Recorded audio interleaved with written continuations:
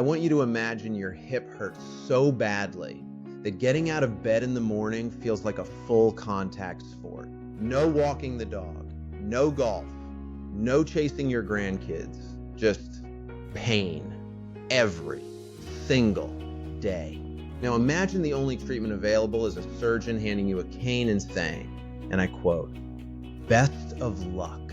That was life before total hip replacement. And honestly, it was a nightmare. Let's put this in perspective.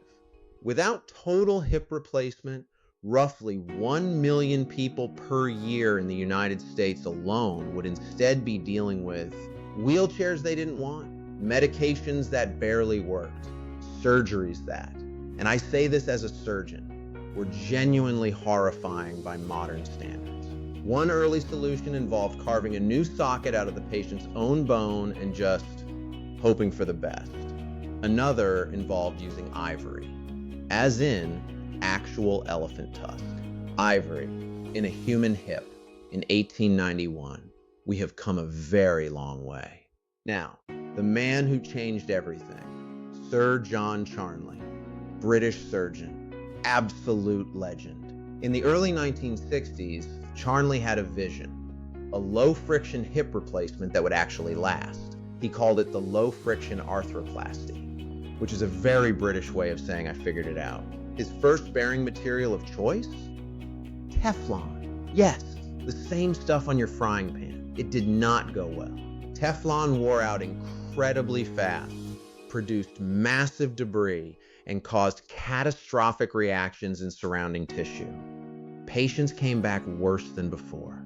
To his enormous credit, Charnley documented every failure. In science, that's called integrity.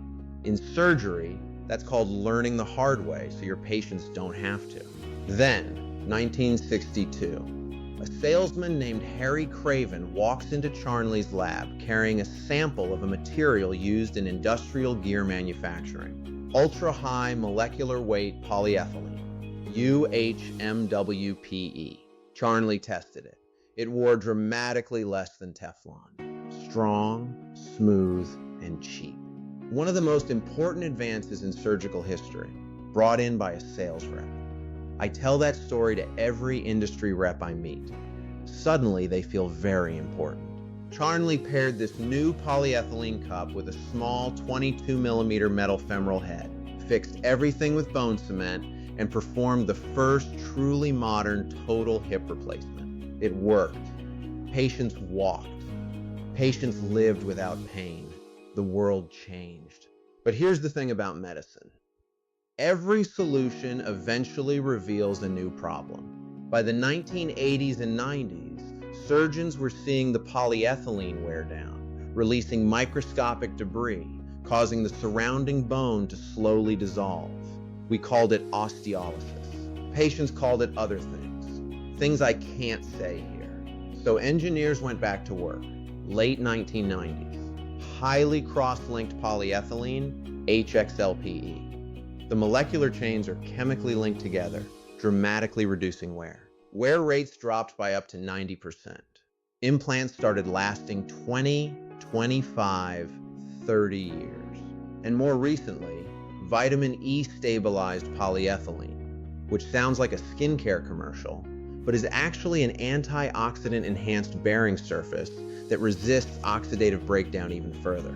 The plastic in a modern hip replacement is one of the most engineered materials in the history of medicine. Here's what I want you to take away. Total hip replacement has roughly a 95% patient satisfaction rate, making it one of the most successful surgical procedures ever developed. More than bypass surgery, more than cataract surgery, more than almost anything we do. And sitting right at the center of that story is a piece of plastic that a salesman carried into a lab in 1962.